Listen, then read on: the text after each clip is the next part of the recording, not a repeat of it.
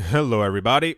Welcome back for another video. Hope you're all having an amazing day and that you're all doing well.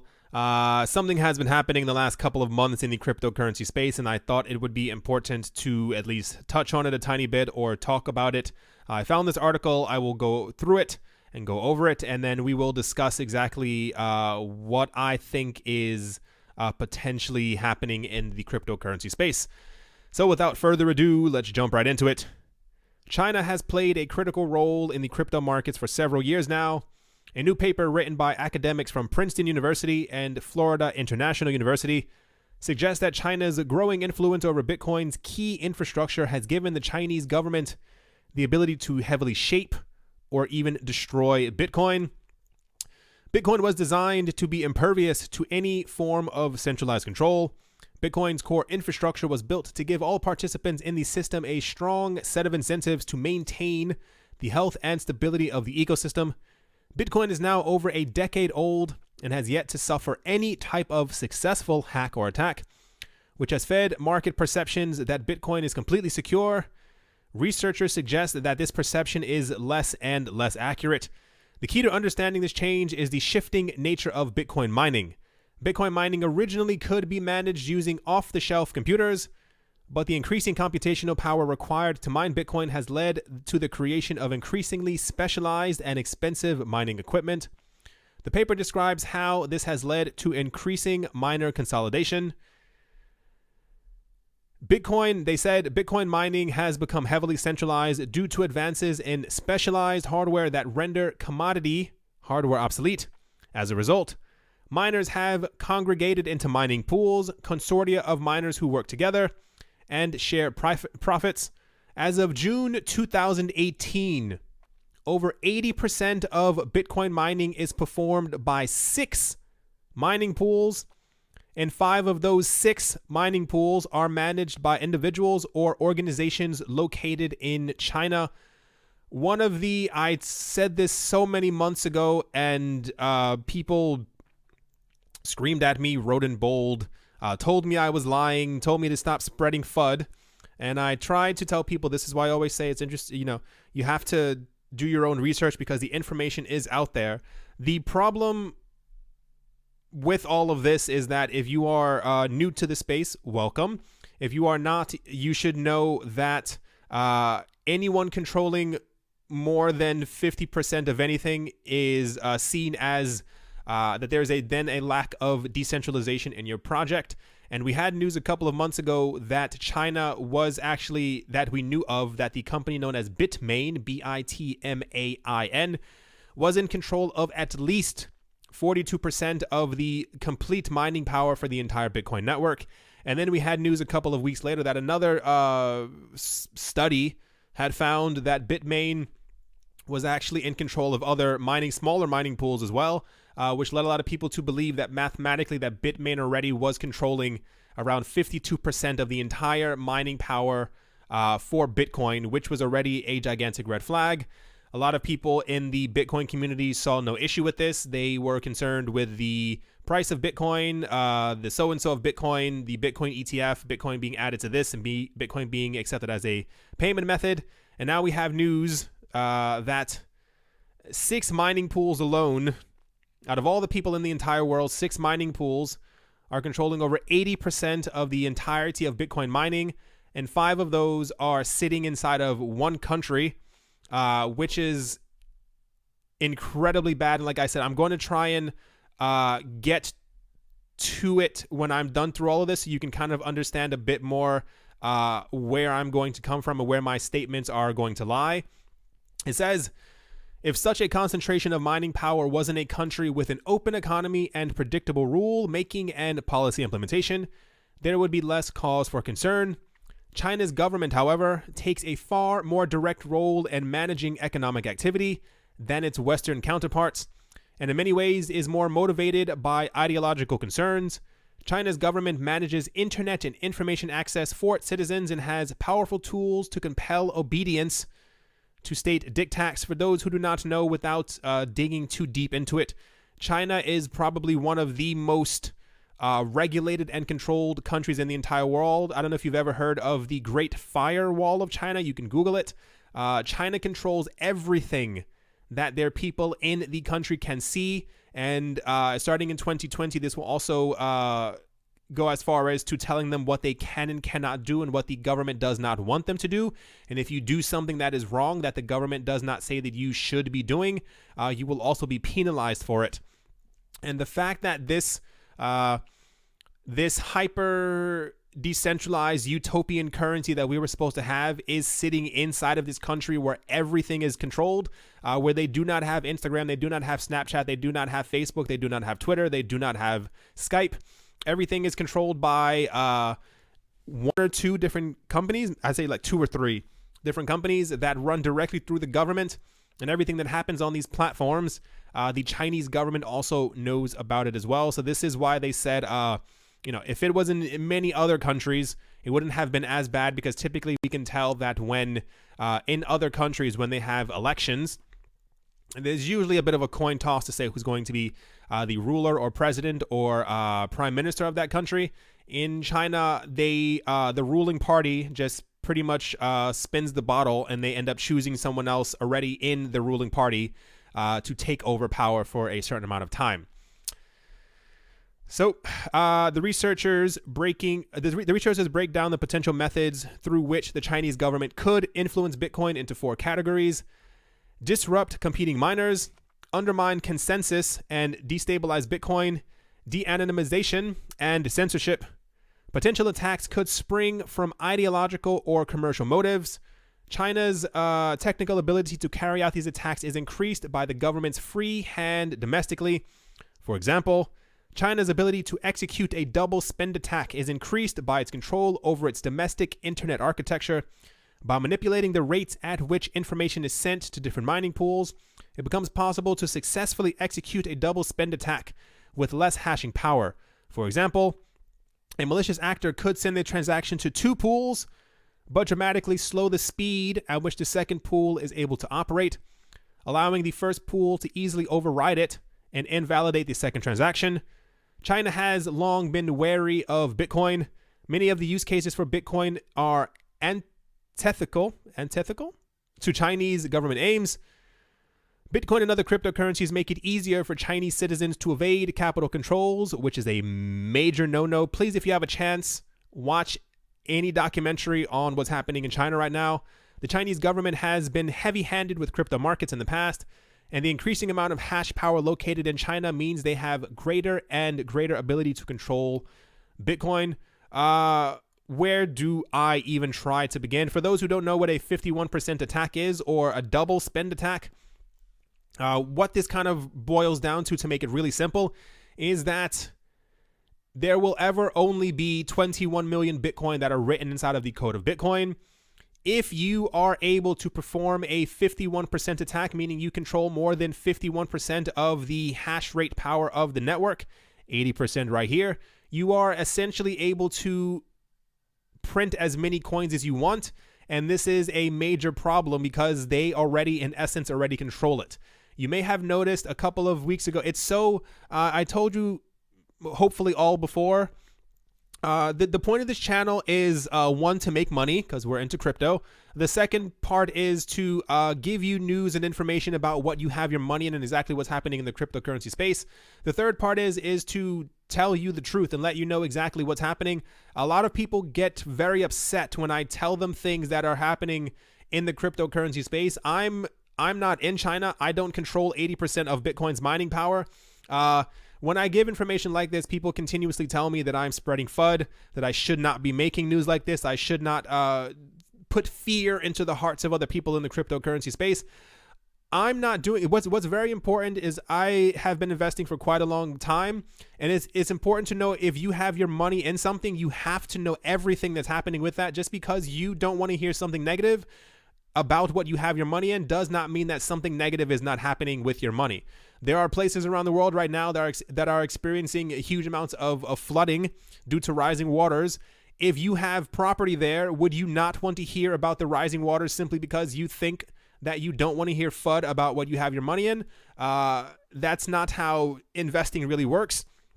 we have had news the last couple of weeks from many countries, and I said I was trying to figure out exactly what was going on. Why was Bitcoin certainly very bearish? Like, everyone had like very wildly varying opinions about Bitcoin, but it always appeared to be Bitcoin's too slow, Bitcoin's too this, Bitcoin's too blah blah blah. And I said that there's something underlying all of this. There's we've heard that narrative before, but it seemed to have been ramped up. Okay, this as well. The other article also comes into play. I'm not going to read through it, but the entire idea is that as Bitcoin has become more well-known, as Bitcoin is well on its way to becoming a quote-unquote like worldwide currency, not the one world currency, but being a currency that people are able to transact in worldwide, that is becoming more and more popular. If this popularity continues and we have a situation where China controls the vast majority of it, the idea is, one, not only could China, if they wanted to simply break Bitcoin, they're technically able to do this like this very day, but they're also able to, let's say, remember we were talking about before, if we get into a situation where economies around the world are completely troubled, having a huge amount of problems, and in 10 years time they decide to actually adopt Bitcoin and say, I want to, our fiat is absolutely horrible, we have to adopt it. And then the other mindset is that once one country comes forward, adopts Bitcoin, and it's working out great for them economically, that other countries will then join onto it as well. The issue is that if you are controlling 80%, if not more, of the Bitcoin network, when other countries start to potentially join on and start using Bitcoin as their daily currency of choice, China could at some point, as China is aiming to become a world leader in finance, they could simply destroy Bitcoin at that moment, create a 51% attack, or destroy the network and stop validating transactions. And this will cause an economic crippling, if you will, for the other countries as well, which would then put China in a further position to be the one of the largest and richest and most economically powerful countries in the entire world. This is going back to backtracking a tiny bit, where I said I was trying to figure out why there was such negativity about Bitcoin when in 2017 and even early 2018, we had so many countries talking about that, Bitcoin wasn't bad, Bitcoin's not a security, Bitcoin can't do this, we don't fear Bitcoin, we don't so-and-so, we should look to embrace Bitcoin, Bitcoin is definitely going to do this. And, it was this nonstop rollout. And it appears that, typically when that's me and you and I, when we get the news, we get it a bit later than, the other people who are making the news and stuff like that. And I feel like there is now a bit of fear in the minds of people who are trying to get Bitcoin off the ground, or trying to add it as a payment method, or even the people who created BACT, the BAKKT, that is supposed to be launching in November. Because logically, you don't want to launch something or back something or try to get behind something. Not even that you don't control. A lot of people, I saw in other articles, people were talking about that as this is US-based research. The US wants to control it and the US needs to be in power. That's partially true, but the US is also very predictable. We know exactly how the US's monetary plan always is. We know that every couple of years there's a new person put into a position of power that rules the country. This is not so in China. And also, it's very not stressful. I wonder where exactly this is going to go. You may have noticed the last couple of weeks as well, as I've been reporting the news, people have been coming forward and saying that they expect Bitcoin to completely crash. Bitcoin is going to completely go down. No one's going to use Bitcoin. If you kind of put this all together, if there has been government research that has shown that Bitcoin is controlled completely by China and other countries are not comfortable with this, especially putting their weight behind Bitcoin, that is probably going to be a huge problem. Tinfoil hat moment. There was another channel, I don't remember which one it was, I can't remember for the life of me, where someone said that as of now, it seems that as though it could be XRP and Ethereum as the two of the top coins that could eventually rise to the top. Because if this is going to continue, and we also had news a couple of weeks ago that Bitmain, the people who are controlling Bitcoin's mining right now, that they're also looking to expand to also have other mining activities and other places, and also they're also trying to go public as a company, which means that they're trying to get even more funding to continue to expand. There's just a lot going on. I personally don't know what could or will happen, obviously, as I am just a human, but I could see a future where all of this could definitely come true. China's economic policies and the things that in the way that they rule the country right now are very worrisome for a lot of other countries. You may not hear about it on a daily basis. If you follow economics and or politics or worldwide politics, you've definitely heard the rumbles of this at least once or 15 times.